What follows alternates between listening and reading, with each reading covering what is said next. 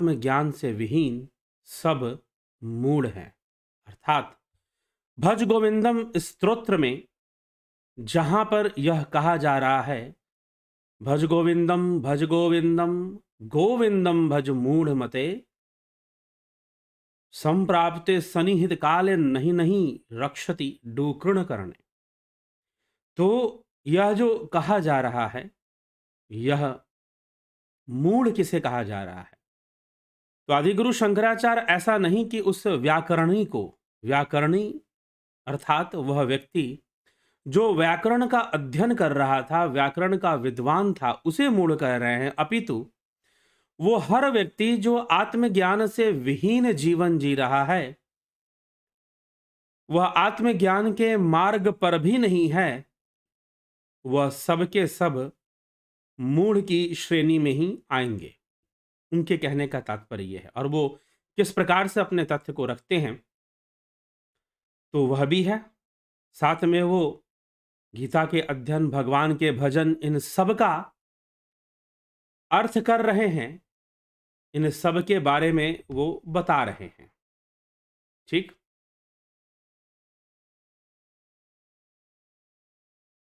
तो यह सारी चीजें हमें, ये आज हम चर्चा करेंगे, समझेंगे और समझकर इस पर हम कौन से पदों में वो क्या कह रहे हैं, 23वें पद से लेकर, कल हमने 22वें पद तक देखा था, आज 23वें पद से हम चर्चा को शुरू करेंगे और 23वें पद से जो है आगे बढ़ेंगे, 23वां, 24वां, 25वां, 26वां तक आज हम देखते हैं।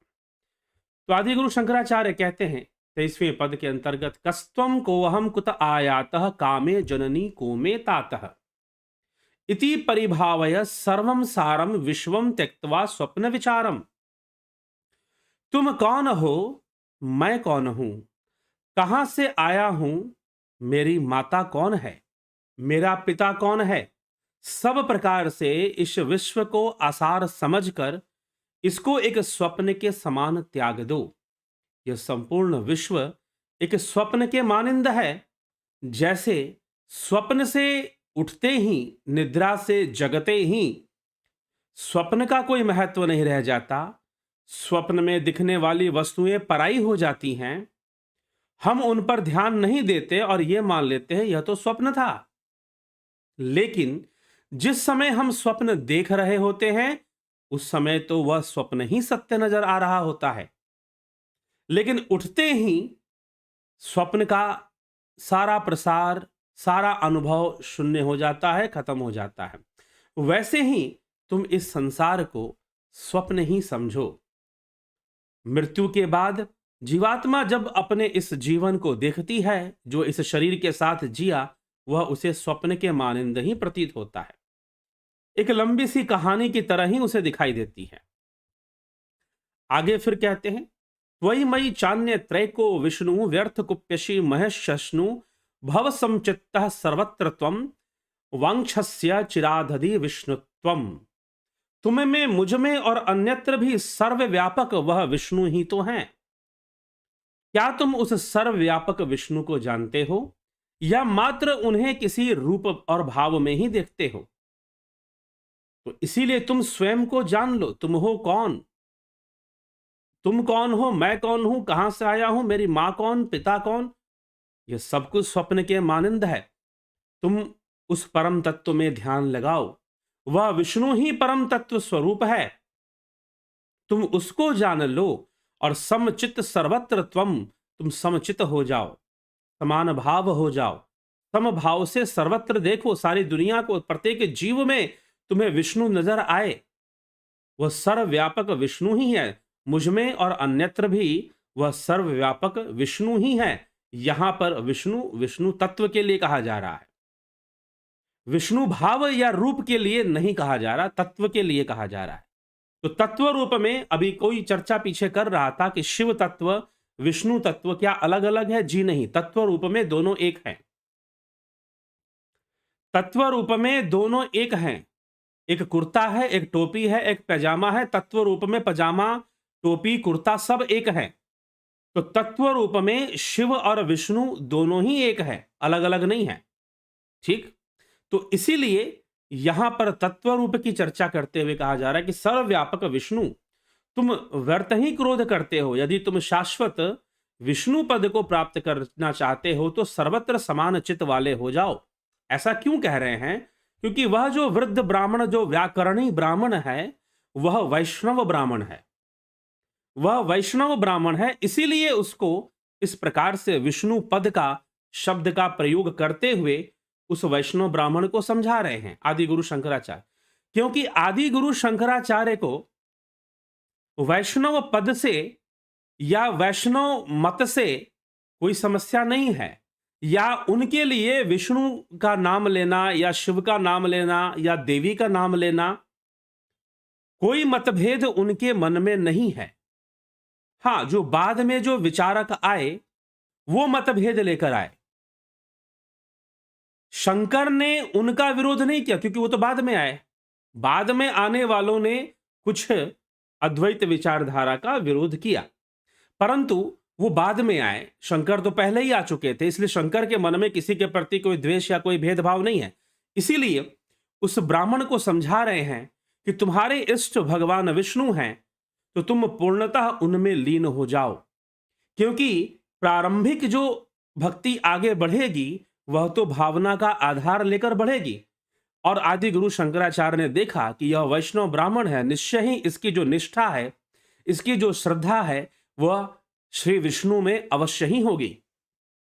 इसीलिए तुम्हारा जो भी इष्ट है, तुम उसी में अपनी भावनाओं को एकाग्र कर दो, तुम एक ही भाव हो जाओ।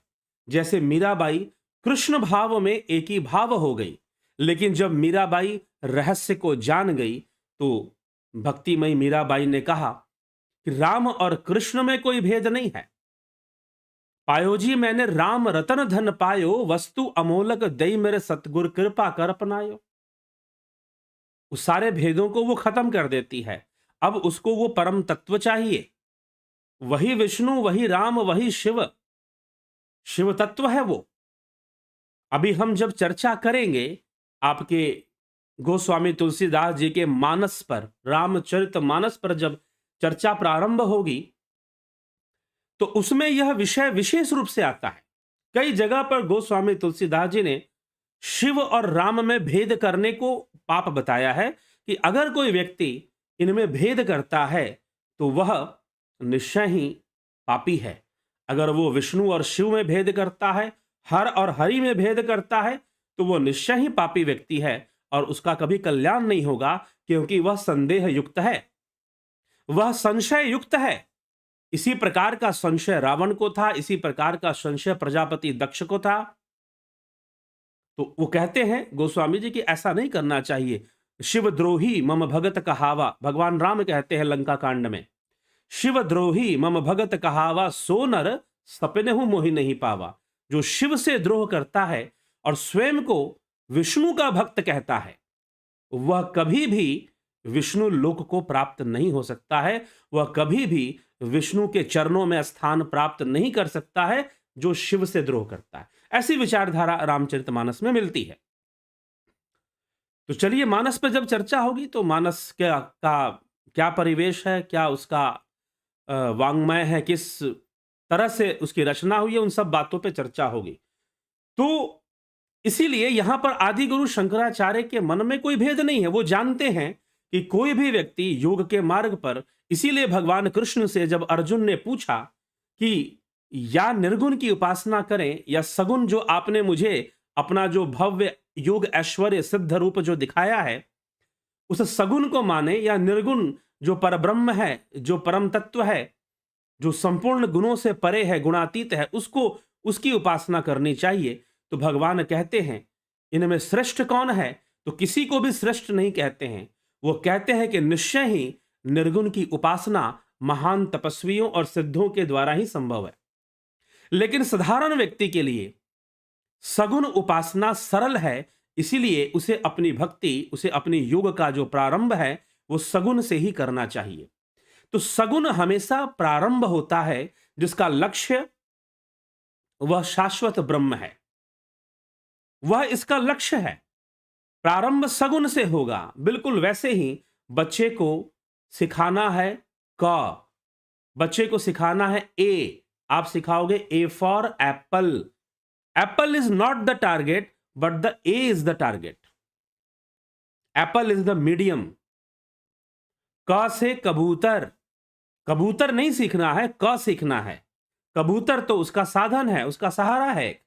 वैसे ही सगुन का सहारा लेते हुए, ध्यान योग करते हुए एक ही भाव अवस्था में योगी पहुंचकर उस एक भाव को भी समाहित कर कर समाधि में चला जाता है। और जब वो समाधि में लीन होता है तो वह निर्गुण में लीन होता है, वह शब्दातीत ब्रह्म में लीन होता है, वह गुणातीत ब्रह्म में लीन होता है, वह भावातीत ब्रह्म में लीन होता है। ठीक है, तब वो वहां जाकर लीन होता है। इसलिए प्रारंभ जब भी होगा तो निश्चय ही सगुन से होगा।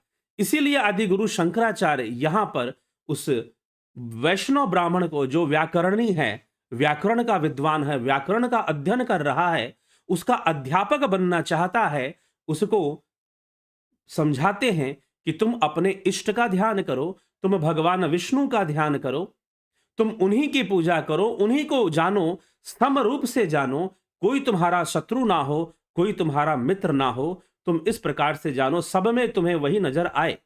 तो 24वें पद में कहते हैं, शत्रौ मित्रे पुत्रे बंधौ मा कुरु यत्नम विग्रह संधौ सर्व अस्मिन्नपि पश्चात्मानम सर्वत्रोत सृज भेदा ज्ञानम।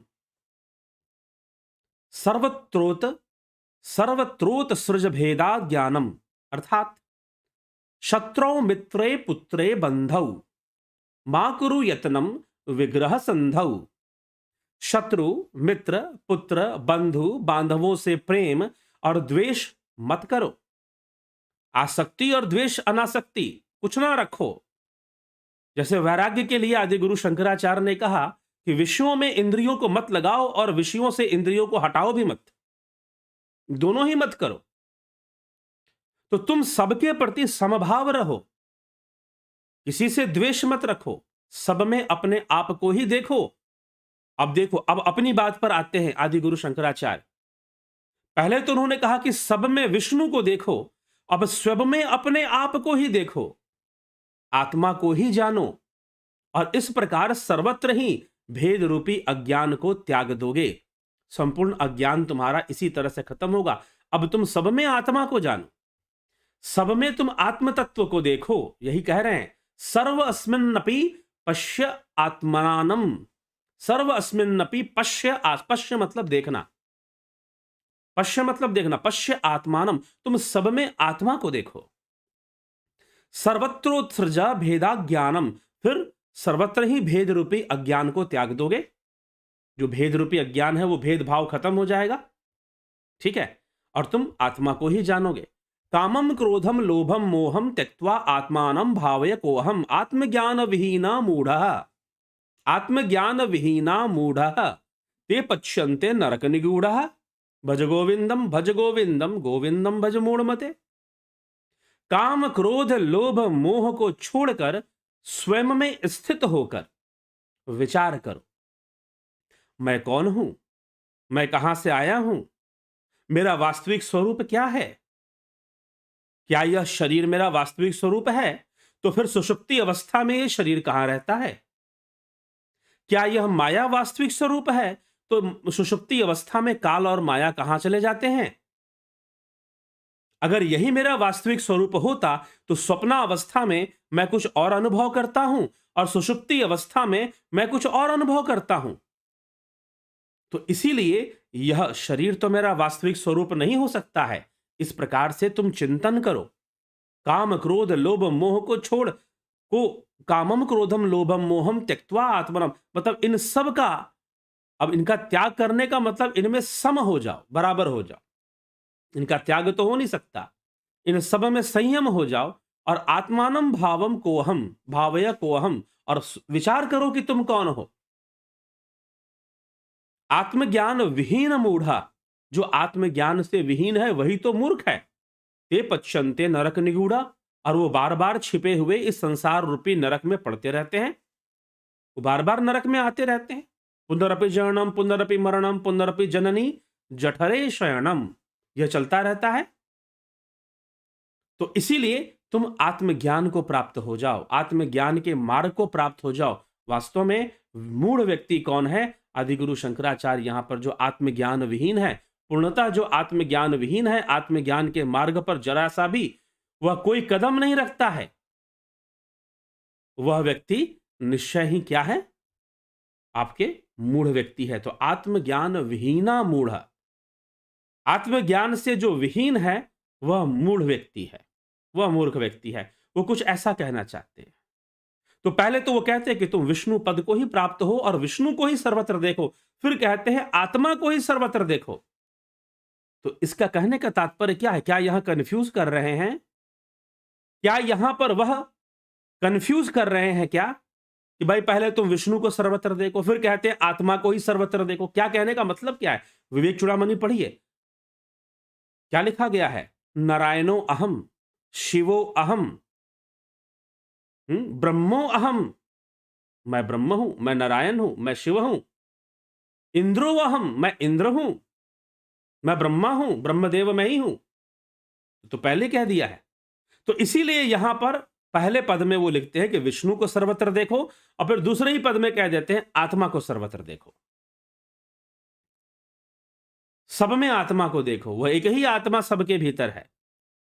तो इस प्रकार से यह दोनों बातें यहां मिलती हैं, यहां संशयग्रस्त होने की जरूरत नहीं है।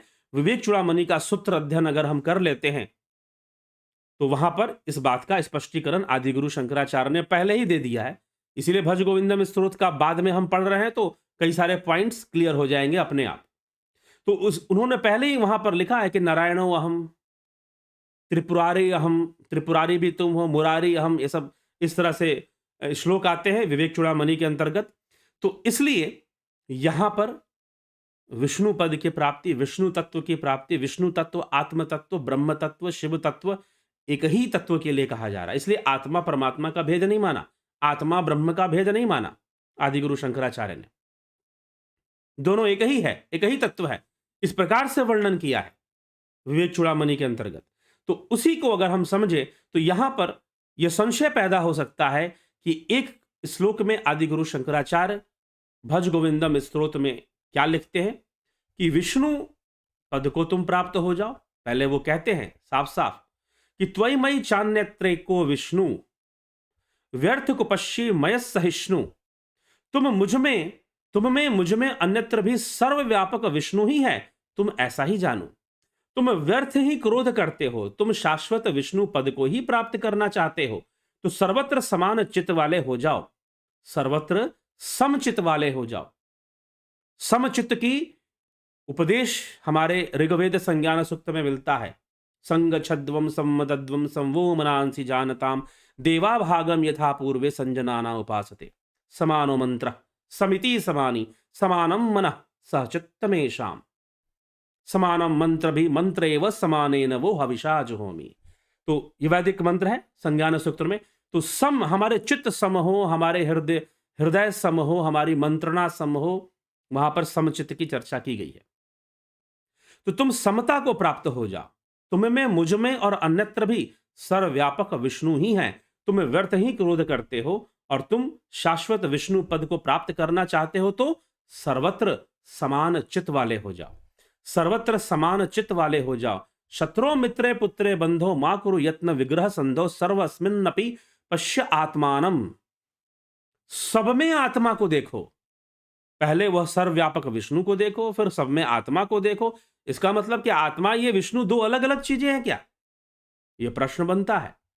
आत्मा और विष्णु क्या दो अलग अलग चीजें हैं? तो जी नहीं, अद्वैत सिद्धांत के अनुसार और शंकर अद्वैत सिद्धांत के अनुसार, शंकर अद्वैत सिद्धांत के अनुसार विष्णु तत्व और आत्मा एक ही वस्तु है, एक ही चीज, एक ही सत्ता है। ये दो अलग अलग चीजें समझकर आदिगुरु शंकराचार्य यहां पे नहीं कह रहे। ठीक, तो पहले सर्वव्यापक, सबको, सब में विष्णु को देखो, सब में आत्मा को देखो। तो दो चीजों को देखेंगे क्या? यहां पर संशय ना करें, यहां पर भ्रमित ना हो। अद्वैत सिद्धांत को समझेंगे तो यह बात समझ में आ जाएगी। ठीक, तो इस तरह से यहां पर वो कहते हैं कि तुम सब में आत्मा को देखो, सब में आत्मा को जानो और विकारों का निराकरण करते हुए, त्याग करते हुए तुम जानो कि तुम कौन हो, और जो आत्मज्ञान से विहीन है वही वास्तव में मूढ़ व्यक्ति है, और वही संसार रूपी नरक में बार-बार पड़ता है। उसी का बार-बार आना-जाना रहता है। वही बार-बार इस संसार के नरक में पड़ता है। इस प्रकार से आदि गुरु शंकराचार्य यहां पर इस बात का चिंतन करते हैं। ठीक है? तो जिज्ञासुओं, इस विषय को, एक छोटा-सा पॉइंट था विष्णु और आत्मा का, और आत्मविहीन से जो जो व्यक्ति आत्मज्ञान से विहीन है, वास्तव में उसी के लिए मूढ़ शब्द का प्रयोग यहां हो रहा है। बार-बार जो रिपीट हो रहा है, भज गोविंदम, भज गोविंदम, गोविंदम भज मूढ़मते। हे मूढ़मति, तू गोविंद का भजन कर। उसको ये समझाया जा रहा है, बताया जा रहा है। तो ये मूढ़ शब्द का प्रयोग किस हेतु हुआ है? किसी व्यक्ति को मूढ़ नहीं कहा जा रहा है, बल्कि आत्मज्ञान से विमूढ़ और आत्मज्ञान के मार्ग पर ना चलने वाला प्रत्येक व्यक्ति ही मूढ़ है। या तो आत्मज्ञानी हो या आत्मज्ञान के में प्रयासरत हो, तो भी वो मूढ़ नहीं है, क्योंकि प्रयासरत है तो मूढ़ कैसे? और आत्मज्ञानी है तो फिर तो आत्मज्ञानी है ही, फिर तो वो आत्मज्ञानी है ही। और नहीं, अगर कोई प्रयास नहीं करता आत्मज्ञान के लिए, तो वो निश्चय ही मूढ़ है। तो उसके लिए यहां पर भज गोविंदम, भज गोविंदम, गोविंदम भज मूढ़मते, इस प्रकार से आदि गुरु शंकराचार्य यहां वर्णन करते हैं। ठीक है जिज्ञासुओं? तो इस विषय को इस प्रकार से हमें समझते हुए आगे बढ़ना चाहिए। और जैसा कि आपको विदित है कि प्राकृतिक चिकित्सा का कार्यक्रम और ध्यान योग का कार्यक्रम शुरू होने वाला है। तो यह जो कार्यक्रम है ध्यान योग का, 11 फरवरी से शुरू होगा, और जो प्राकृतिक, यह 1 मास का ये कार्यक्रम होता है, ड्यूरेशन 1 मंथ, यहाँ पर आप इस ऐड में देख सकते हैं। और guided meditation, transcendental meditation, spiritual healing की टेक्निक्स इसमें सिखाई जाती हैं। ध्यान करवाया जाता है, ध्यान योग में कैसे गहराई में उतरना है यह बताया जाता है। जो आत्मज्ञान का मार्ग है, ध्यान योग निधिध्यासन, विवेक चूड़ामणि में स्वयं ही आदि गुरु शंकराचार्य इसे कहते हैं। तो ये जो ध्यान योग का कोर्स होता है, यह जो ऑनलाइन मेडिटेशन यहां पर लिखा गया है, ये पूरी तरह से इसका आधार शास्त्र सम्मत है। ये अपने आप से कोई मनगढ़ंत चीजें नहीं बताई हुई हैं, कोई कुछ नया एक्सप्लोर करने के चक्कर में पहले वाला और खराब कर दिया, कुछ ऐसा यहां पर नहीं है। ये पूरी तरह से शास्त्र सम्मत आधार लेकर यहां जो भी टेक्निक बताई जाती है ध्यान योग की, शास्त्र सम्मत आधार से कैसे भावातीत अवस्था में हम उतरे, कैसे हम उस अवस्था में पहुंचे, शांत अवस्था में, और उसके लिए हम क्या करें कि हम निःशब्द हो जाएं, हमारे प्राणों की चंचलता शांत हो जाए, और हम अद्भुत शांति और आनंद का अनुभव और स्वरूप की उपलब्धि कर पाएं। वो कौन सी विधि से धीरे धीरे गहरे ध्यान में उतरना चाहिए, उस प्रोसेस में ध्यान की क्रियाएं बताई जाती हैं। ठीक है? तो यह शास्त्र सम्मत विचार पे ही आधारित होता है, यह जो मेडिटेशन टेक्निक है। और बहुत हमारे शास्त्रों में बहुत सारे गहरे सूत्र हैं ध्यान के, लोग उन पर कोई अनुसंधान नहीं करते तो वो मिलते भी नहीं है। फिर यह समस्या हो जाती है। अगर हम सही से जाएं और सही बताने वाला कोई मिल जाए, तो निश्चय ही उसका अभ्यास भी बहुत ही अच्छा हो जाता है। ठीक? और वो भी संभव हो जाता है। अगला प्राकृतिक चिकित्सा 14 फरवरी से, ध्यान योग 11 फरवरी, प्राकृतिक चिकित्सा 14 फरवरी से इस कार्यक्रम का भी प्रारंभ होगा, शरीर के स्वास्थ्य के लिए। क्योंकि प्राकृतिक चिकित्सा में आप स्वयं अपना डॉक्टर बनते हैं। प्राकृतिक चिकित्सा में आप स्वयं अपना डॉक्टर बनते हैं। ठीक है? Nature itself is the best physician. Nature itself is the best physician. बस प्रकृति के कुछ रहस्यों को जानना है, अपने ही शरीर के प्रकृति के कुछ रहस्यों को जानना है, और फिर कुछ क्रियाओं को करना है, और स्वयं से करना है। कोई डॉक्टर नहीं करवाएगा, खुद से कर लेना है। तो निश्चय ही यह प्राकृतिक चिकित्सा का कार्यक्रम वरदानी कार्यक्रम है। आप जरूर इसका लाभ उठाएं तो अच्छा रहेगा। ठीक है? तो चलिए अब आगे बढ़ते हैं, और आपके कमेंट्स पर देखते हैं कि आपकी टिप्पणी क्या कहती है, उस पर विचार कर लेते हैं। क्या प्रश्न आप करते हैं? बबीता धीमान जी बहुत अभिनंदन, विक्रम सिंह जी, स्मिता सावंत जी, शंकर प्रसाद जी, प्रणाम आचार्य जी, कन्हई कुमार जी। ब्रह्म का विवर्त प्रकृति है, उसके बाद जो प्रकट हो रहा है उसको विकासवाद समझना चाहिए। सबको विवर्त, ब्रह्म अद्वैत में ब्रह्म का ही विवर्त है सब कुछ। विकास भी जो हो रहा है वो विवर्त के रूप में ही हो रहा है, ऐसी मान्यता है। As you might be knowing, tomorrow 5 Feb 2022, our Honorable PM will be inaugurating the 66 meters idol of Sri Ramanujacharya. It is termed as a symbol of equality. Some agencies and media is the ridiculing it, saying how come bowing to a Vaishnav Brahmin a symbol of equality.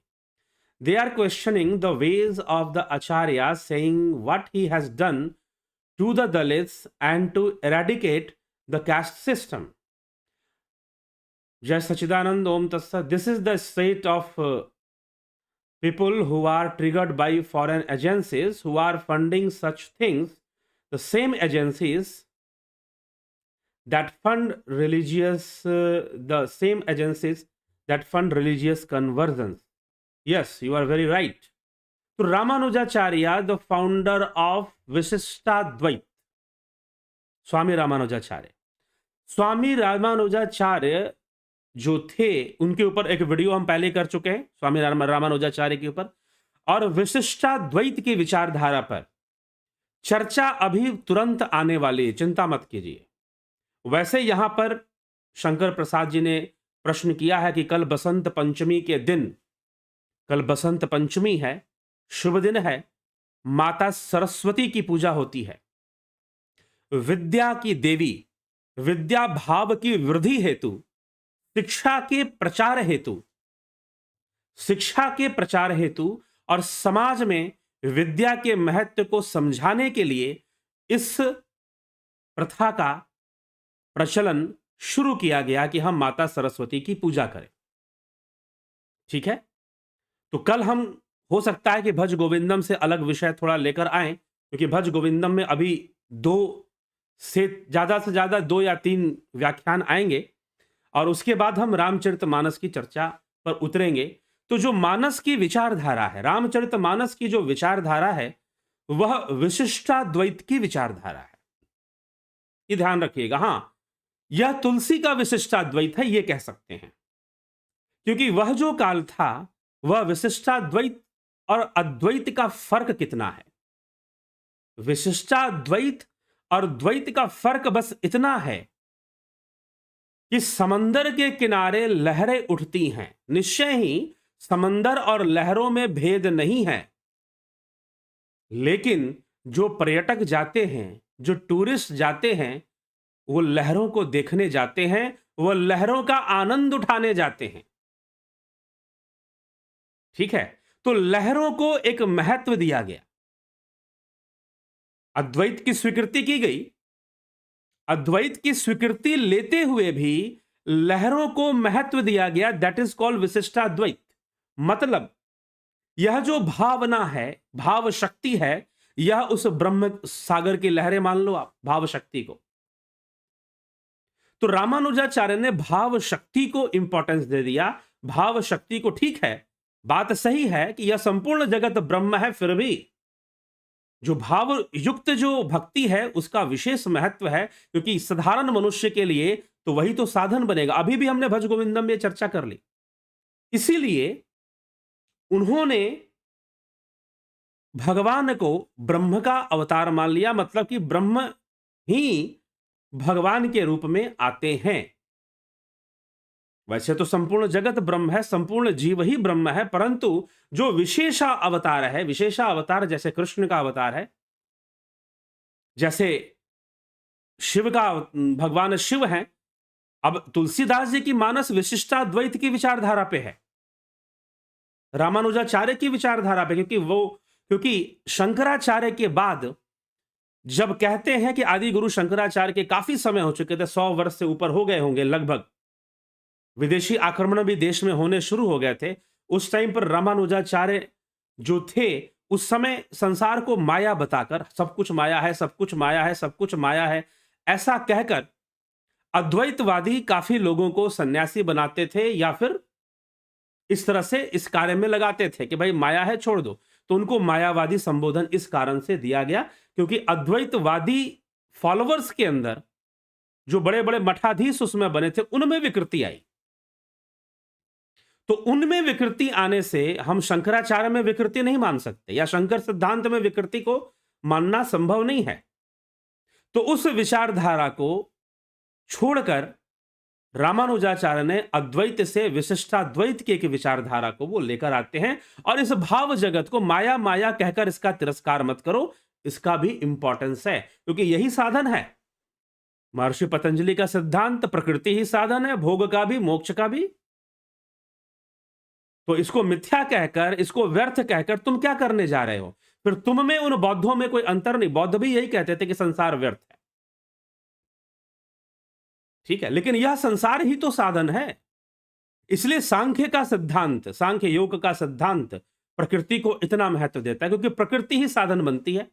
तो उसी रूप में रामानुजाचार्य ने भाव जगत को महत्व देना शुरू कर दिया और भाव जगत को महत्व देकर इष्ट को महत्व दिया। आपके इष्ट, अब गोस्वामी तुलसीदास जी तो शिव महिमा भी बहुत गाते हैं मानस में, तो तुलसी का विशिष्टाद्वैत मानस के अंदर देखने को मिलता है, लेकिन वो प्रेरित है रामानुजाचार्य के विशिष्टाद्वैत से क्योंकि जिस श्रृंखला में गोस्वामी तुलसीदास जी हुए, जिस परंपरा में हुए, वह विशिष्टाद्वैत की परंपरा थी। गोस्वामी तुलसीदास जी उस परंपरा में हुए, तो इसीलिए रामानुजाचार्य, अब यहां पर जो प्रश्न है, पहले मैंने सोचा कि रामानुजाचार्य के बारे में कुछ चर्चा हो जाए। आप और अच्छे से जानना चाहते हैं तो चैनल पर विशिष्टाद्वैत के ऊपर, रामानुजाचार्य के ऊपर, आचार्य रामानुजाचार्य पे वीडियो बनी हुई है। आप उसको, उनके जीवन के बारे में भी बताया गया है कि क्या क्या उनके जीवन में घटनाएं घटी थी। आप वो सब सारी चीजें देख सकते हैं, वो वीडियो आपको प्राप्त हो सकता है। लेकिन यहां पर जो प्रश्न है कि जो कल रामानुजाचार्य के 66 मीटर आइडल श्री रामानुजाचार्य के सिंबल ऑफ इक्वालिटी के रूप में इसे प्रस्तुत किया जा रहा है, तो क्या यह सत्य है, क्या यह सही है? तो वो कह रहे हैं कि भाई एक वैष्णव ब्राह्मण कहना रामानुजाचार्य के लिए पूरी तरह से सही नहीं, क्योंकि वो एक विचारधारा लेकर आए थे। उसमें इष्ट कोई भी हो सकता है। जैसे तुलसी ने शिव को बहुत महत्व दिया है, भगवान शिव को। हालांकि वाल्मीकि रामायण में शिव महिमा नहीं है या शिव कथा नहीं आती, लेकिन रामचरितमानस में भगवान राम से पहले शिव की कथा आती है। शिव कथा का वर्णन पहले हो जाता है, बालकांड में ही हो जाता है, तब राम कथा शुरू होती है। तो इसलिए यह कहना, रामानुजाचार्य ने क्या किया, इक्वलिटी का मंत्र वो लाए थे कि नहीं लाए थे? बिल्कुल लाए थे। ये तो थोड़ा सा भी आप अगर मध्यकालीन भक्ति इतिहास का अध्ययन करेंगे, अगर आप मध्यकालीन भक्ति इतिहास का अध्ययन करेंगे तो आपको स्पष्ट हो जाएगा। रामानुजाचार्य के शिष्य थे स्वामी रामानंद। रामानंद का नाम सब लोग जानते हैं, कबीर के गुरु, गुरु नानक के गुरु। तो जो कबीर के गुरु हुए, जो गुरु नानक के गुरु हुए, तो कैसे उन्होंने समानता का मंत्र नहीं दिया? बिल्कुल समानता का मंत्र दिया, ठीक है, उन्होंने समानता का मंत्र दिया। अगर रामानुजाचार्य ने जो भक्ति प्रचार शुरू किया, बिल्कुल छोटा बड़ा, ऊंच नीच, इन सबको सम करते हुए भक्ति का प्रचार शुरू किया, ठीक है, तो निश्चय ही समानता को लाने के लिए उन्होंने किया। और यह जो क्रांति थी रामानुजाचार्य के, पूरे भारत में यह फैलनी शुरू हो गई। जगह जगह ऐसे संत ज्ञानेश्वर उसी परंपरा में हुए। उनके पिता विठल पंथ स्वामी रामानंद के शिष्य थे। संत ज्ञानेश्वर महाराष्ट्र के अंदर वाकरी संप्रदाय जो है, ज्ञानेश्वरी को जो मानते हैं, श्रीमद् भगवद गीता का भाष्य है ज्ञानेश्वरी, संत ज्ञानेश्वर के द्वारा लिखा हुआ। तो जो 4 भाई बहन थे, निवृत्तिनाथ, संत ज्ञानेश्वर, मुक्ताबाई, ये जितने भी थे, ये सब उसी परंपरा से थे, रामानुजाचार्य की परंपरा से थे। और संत ज्ञानेश्वर ने तो भैंस से भी गायत्री मंत्र बुला दिया, बोला कि तुम ऊंच और नीच जाति की बात करते हो, हम में और इस जीव में भी फर्क नहीं है, वो एक ही आत्मा है। एक ही शक्ति है जो इस भैंस के अंदर भी है और मेरे अंदर भी है और तुम्हारे अंदर भी है। इसलिए तुम सबको देखो। अभी भज गोविंदम स्तोत्र में आदि गुरु शंकराचार्य क्या संदेश दे रहे हैं?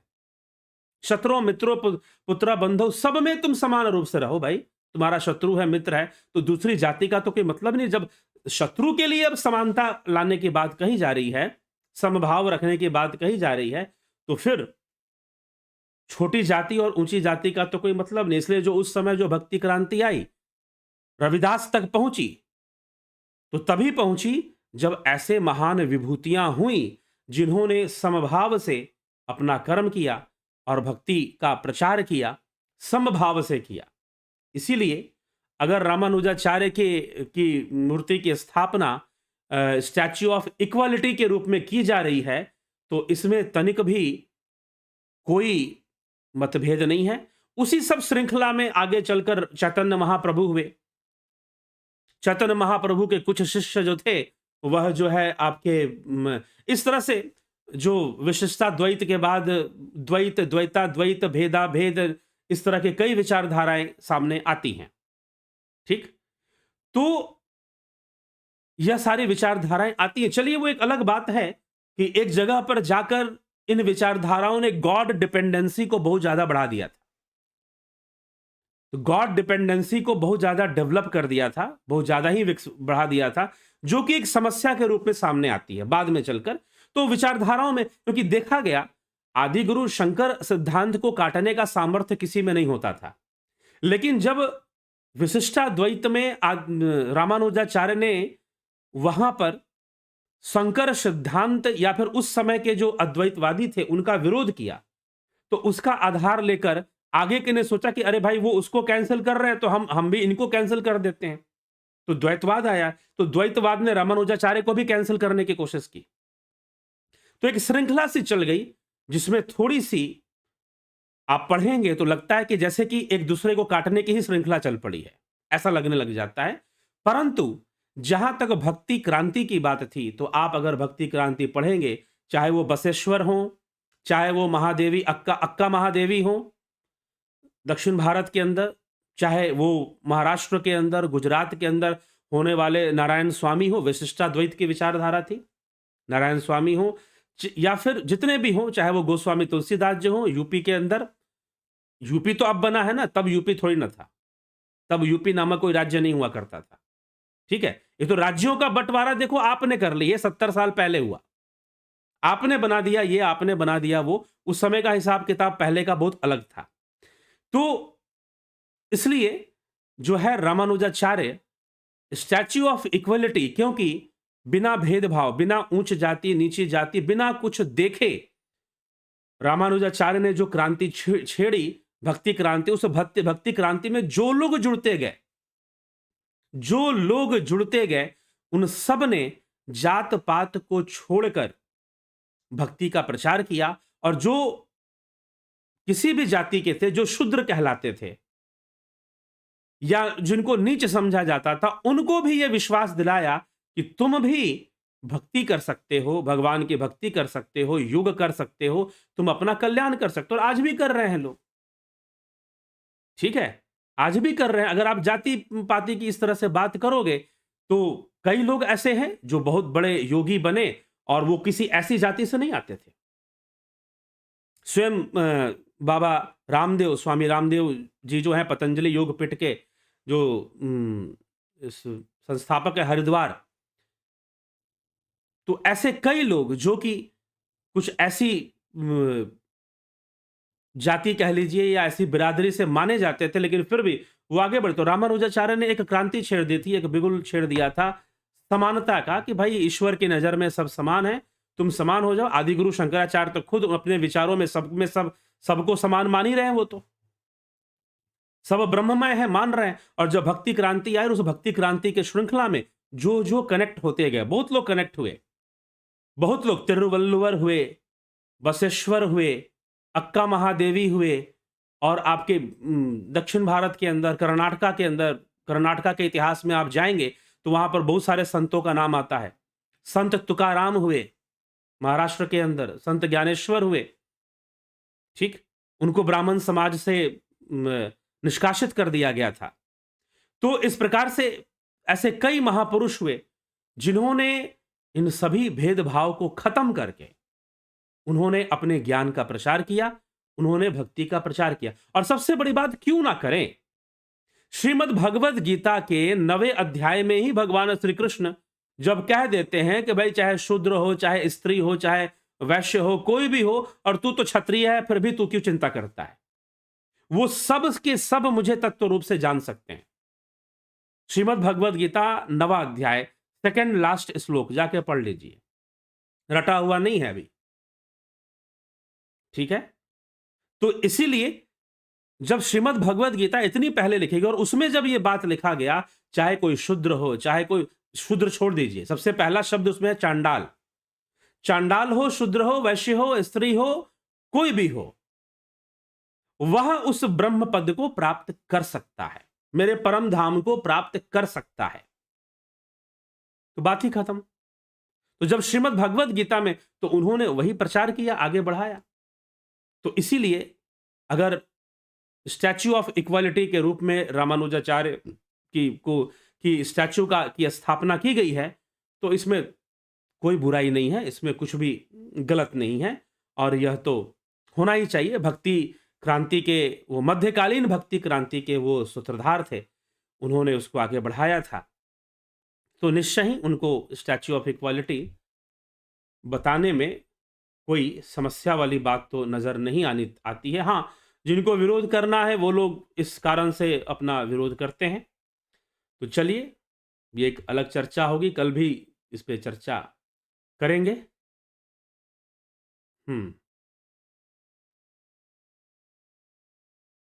What he has done to the Dalits and the eradicate the caste system, सबसे बड़ा तो यही है कि शास्त्रों को समझाना और सबके अंदर ईश्वर के प्रति समान रूप से भक्ति भाव को पैदा करना। सबसे बड़ा तो यही है कि सबको समान रूप से इस तरह से पैदा करना और समझना, क्योंकि मुख्य रूप से वह इसी बात से वंचित रहते थे कि भाई हमें पूजा नहीं करनी भगवान की, हमें भगवान की पूजा नहीं करनी, वो इस भाव से ग्रसित रहते थे। लेकिन रामानुजाचार्य ने उस समस्या का समाधान कर दिया कि भाई कोई भी कर सकता है।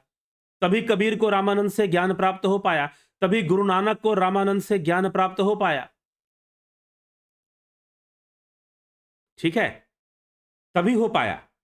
इस बात को समझिए, तभी ये श्रृंखला और आगे बढ़ती गई, तभी तुकाराम तक पहुंच पाई कि संत तुकाराम भी ज्ञानी हो पाए और उस भक्ति मार्ग पर चल पाए। बहुत सारे हुए, एक नाम नहीं है, महाराष्ट्र के इतिहास में तो अनेकों नाम हैं।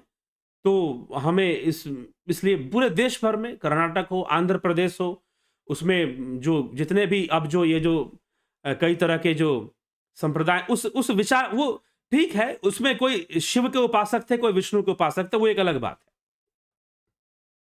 जो लिंगायत संप्रदाय बना, जो लिंगायत कर्नाटका के अंदर पिछले अभी लगभग 7-8 वर्ष पहले 2013 में उस लिंगायत संप्रदाय को भी अल्पसंख्यक के रूप में कैटेगरी में दे दिया गया कॉन्स्टिट्यूशनली, ठीक है। तो जो लिंगायत संप्रदाय बना वो भी उसी का परिणाम था, भक्ति आंदोलन का ही परिणाम था।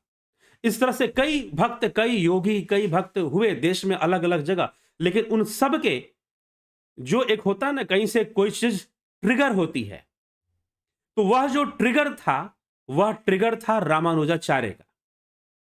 वहां से सारी चीजें ट्रिगर हुई थी और वहां से सारी चीजें फैलनी शुरू हुई थी। तो लंबी चौड़ी श्रृंखला है, नाम है। दक्षिण भारत में भी उत्तरी क्षेत्र, दक्षिण भारत बोल के कोई भारत नहीं है एक्चुअली।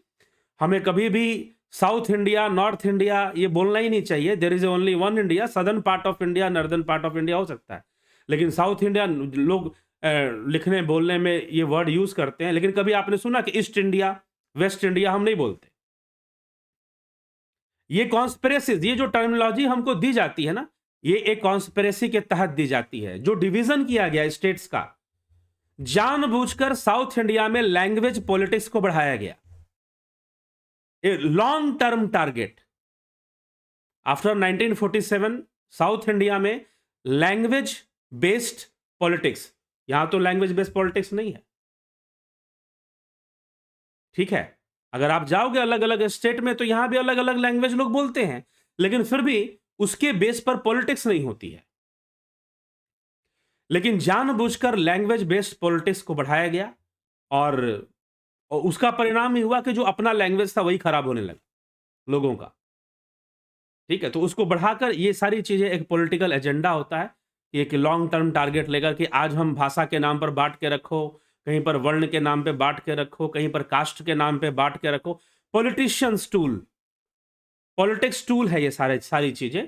तो हमें ये इस कॉन्स्पिरेसी को समझना चाहिए और इसको समझते हुए जो सांस्कृतिक रूप से जो हमारा जो इतिहास रहा है, अगर हम उसमें जाएंगे, अगर हम उस इतिहास में जाएंगे, इसलिए लोगों को चाहिए कभी भारत भ्रमण पे निकले और भारत भ्रमण पर जो कल्चरल यूनिटी है आपको देखने को मिलेगी जब आप गांवों में जाओगे, अलग अलग क्षेत्रों में जाओगे और वहां पर बेसिक कल्चर कौन से फॉलो होते हैं, तो आपको पता चलेगा ये तो मेरे गांव में भी होता है, ये तो मेरे गांव, मैंने खुद जाकर जब ये चीजें देखी, भ्रमण किया, पूर्वोत्तर क्षेत्रों में भी भ्रमण किया, आसाम के अंदर और कई क्षेत्रों में, तो जाकर जब वहां पर जो गांव में जो कल्चर फॉलो हो रहे हैं, तो पता चला कि ये सब तो हमारे यहां भी होता है, इस तरह से तो वहां भी होता है। तो हर जगह आपको एक कल्चरल यूनिटी देखने को मिलेगी और उसका कारण था, उसके कारण थे आदि गुरु शंकराचार्य,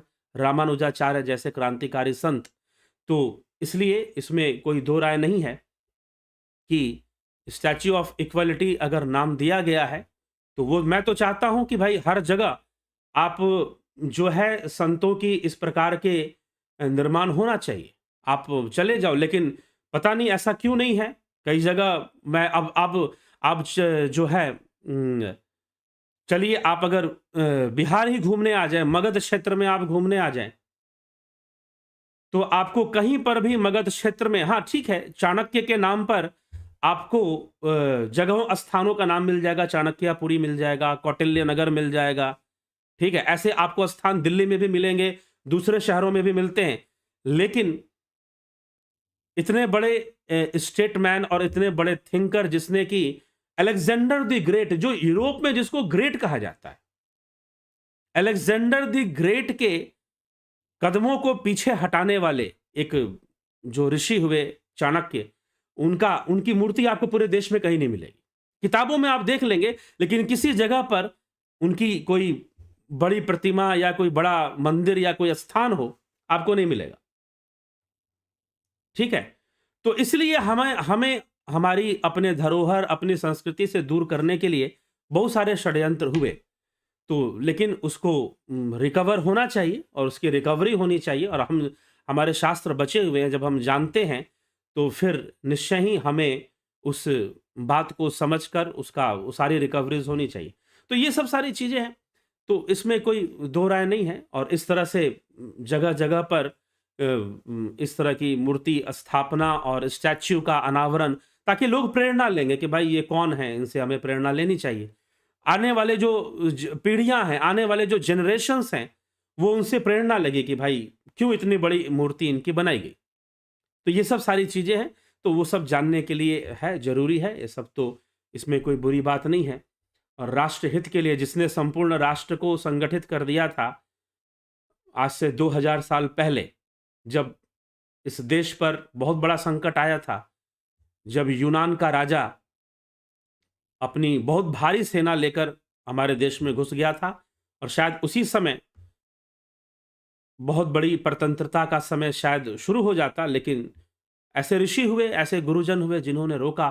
अंग्रेज गुलामी के दौर में भी जब बाहरी आक्रमणकारी आए, तो इस भक्ति क्रांति ने, रामानुजाचार्य ने जो भक्ति क्रांति छेड़ी थी, उस भक्ति क्रांति ने हमें बचाकर रखा, कम से कम मन से हमें बचा कर रखा। हमारे भीतर हमारी संस्कृति, हमारे धर्म के प्रति जो आस्था है, उसकी रक्षा हो पाई। तो इसीलिए बहुत बड़ा काम था रामानुजाचार्य का। और जब हम रामचरितमानस पर व्याख्या लाएंगे, करेंगे, तो उसमें विशिष्टाद्वैत की विचारधारा स्पष्ट होती है, और जात पात को लेकर गोस्वामी तुलसीदास जी ने क्या लिखा है, क्या वो भी क्लियर हो जाएगा। बहुत सारे लोग प्रश्न करते हैं इस विषय में, तो वो भी क्लियर होगा। तो चलिए, तो ये चीज है, आगे बढ़ते हैं, चर्चा करते हैं। तो अगर रामानुजाचार्य ने, मान लीजिए कि अगर उन्होंने कुछ नहीं किया होता, तो गुरु नानक को ज्ञान कैसे प्राप्त होता? कैसे रामानंद स्वामी के द्वारा कबीर को ज्ञान प्राप्त हो जाता, संत गुरु नानक को कैसे ज्ञान प्राप्त हो जाता, नहीं हो पाता ना फिर। तो यही बात समझने की है कि उनकी प्रेरणा थी रामानुजाचार्य की, और बिना किसी भेदभाव के भक्ति ज्ञान का प्रचार करने की प्रेरणा थी। उन्होंने स्वयं ये किया, हर व्यक्ति को समझाया। इसीलिए पूरे जगह-जगह पर ऐसे क्रांतिकारी संतों का जन्म हुआ। संत ज्ञानेश्वर जैसे क्रांतिकारी संत हुए, बसवेश्वर हुए, तुकाराम हुए, और भी कई नाम आते हैं, कई नाम आते हैं। दक्षिण भारत में भी कई नाम आते हैं। तो वो जो कि ब्राह्मण जाति से नहीं थे। कई ऐसे संत हुए जिनका जन्म ब्राह्मण कुल में नहीं हुआ था। ठीक है? तो इस विशेष बात को समझने की आवश्यकता है। तो स्टैच्यू ऑफ इक्वलिटी उनको बताना, इसमें कोई बुराई, वो उनके लिए है जो इतिहास को नहीं जानते हैं, मध्यकालीन भक्ति क्रांति के इतिहास को वो नहीं समझते हैं, नहीं जानते हैं, और उसको छुपा के रखना चाहते हैं। ठीक? चलिए आगे चलते हैं। गोविंद प्रसाद नीमा जी, संयुक्ता पटेल जी, Bimla Shah ji, Jagat Narayan ji, Raju Pal ji, Avani Pradhan ji, Usha Srivastava ji, Vinod Kumar Sood ji, AK Singh ji, Shivam Bhatt ji. Today morning there was a program on Atmabodha, wish to have a series on that in future। Atmabodha series बाद में कभी आएगा, लेकिन अभी जो टुडे मॉर्निंग में जो चल रहा है वो आदि गुरु शंकराचार्य के जीवन चरित्र पे चल रहा है, उनकी जीवन लीला पे वो चल रहा है, वो कथा है।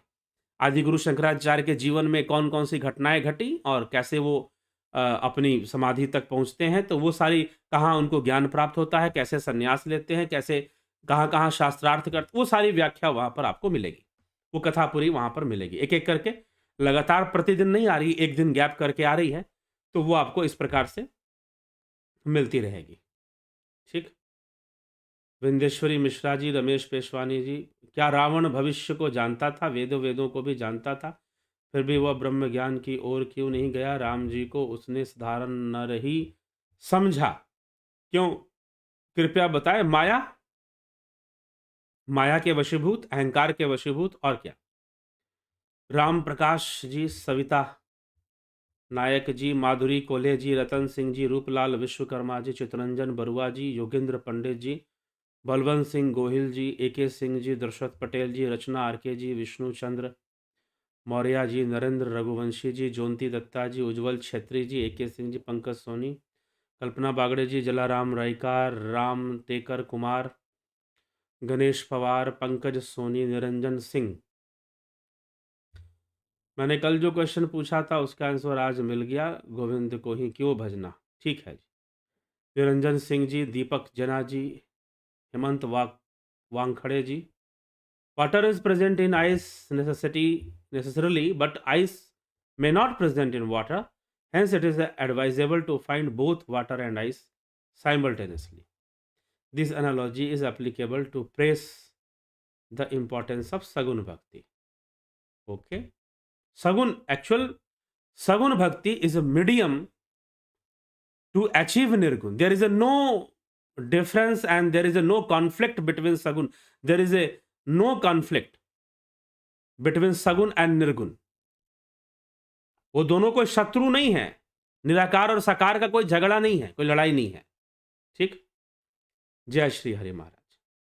राकेश मराठे जी, अनूप नमस्कार स्वामी जी। पितरों के बारे में उपनिषद क्या कहते हैं? चर्चा हो चुकी है इस विषय पर, पितरों के बारे में उपनिषद क्या कहते हैं। ठीक? पितर योनि है, जीव की ही है। शंकर राजपूत जी, देवकरण केलकर जी, जय Shri Ram, omniscient almighty. Kamatekar Kumar, nice explanation. Ruplal Vishwakarma ji, आपकी एनालिसिस काल और तदनुसार आध्यात्मिक विवेचना के परिप्रेक्ष्य में आज समझाना और सिखाना बहुत ही कन्विंसिंग है। बहुत बहुत अभिनंदन है AK भट्ट जी आपका। शक्ति सिंह जाला जी, आत्मज्ञान दृढ़ कैसे करें? ध्यान योग करते जाइए, नहीं तो नहीं किया है तो कोर्स ज्वाइन कर लीजिए। आत्मा जागृत कैसे करें? संत नामदेव हैं, संत रोहिदास हैं। जी बिल्कुल, संत नामदेव हैं। संत नामदेव कहते हैं कि जब देखा तव गावा, तव जन धीरज पावा। नाद समाई लो रे सतगुरु भेंट ले देवा। ठीक ना? तो ये संत नामदेव की वाणी है। जब देखा तो गावा तो जन धीरज पावा, नाद समाई लो रे सतगुरु भेंट ले देवा। हे देवा, ऐसे गुरु की शरण में जा जो तुझे उस ब्रह्म से जोड़ेगा, जो तुझे अंतरकरण से जोड़ेगा, किसी ऐसे महापुरुष को प्राप्त हो जा। संत गोरा कुमार संत सातवा, हाँ बहुत सारे संत हैं, बिल्कुल इसमें कोई संशय नहीं है। ट्रू इंडिया, क्या गौतम बुद्ध के रास्ते पर चलकर भगवान को पाया जा सकता है? जी हाँ, आप वहीं पहुंचेंगे। वह भी ध्यान योग का मार्ग है, साधना का मार्ग है, चित्त वृत्ति निरोध का मार्ग है, जो गौतम बुद्ध की साधना है। आएंगे बौद्ध विचारधारा, बौद्ध दर्शन पर सीरीज आएगी। थोड़ा सा भारतीय परिप्रेक्ष्य में कई विचारधाराओं को अभी स्पष्ट करना बाकी है। रामचरितमानस से विशिष्टाद्वैत स्पष्ट होना शुरू हो जाएगा, और उसके बाद आपको सांख्य तो हो ही चुका है, योग भी हो चुका है, वेदांत भी लगभग हो चुका है।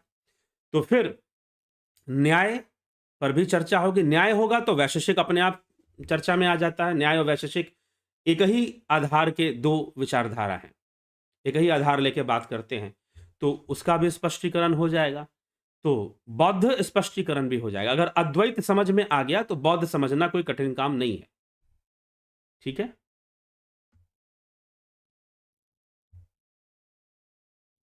तो एके सिंह जी, गुरु मेरे अंदर है। जी हाँ। भगवती यादव जी, अभिनंदन है आपका। मिलन लोहानी जी, बहुत बहुत अभिनंदन। तो सभी का बहुत बहुत अभिनंदन है। चलिए, इसी के साथ विचारों को अभी विराम देते हैं और कल फिर 9 बजे लाइव चर्चा में मिलते हैं। ठीक है? तो जो लोग ध्यान योग कोर्स करना चाहते हैं या प्राकृतिक चिकित्सा से जुड़ना चाहते हैं, वो लोग संपर्क करें। और कैसे ज्वाइन करना है, व्हाट्सएप मैसेज, टेलीग्राम मैसेज कर उसकी जानकारी आप ले लीजिए। ठीक है? बहुत बहुत आभार है सभी का।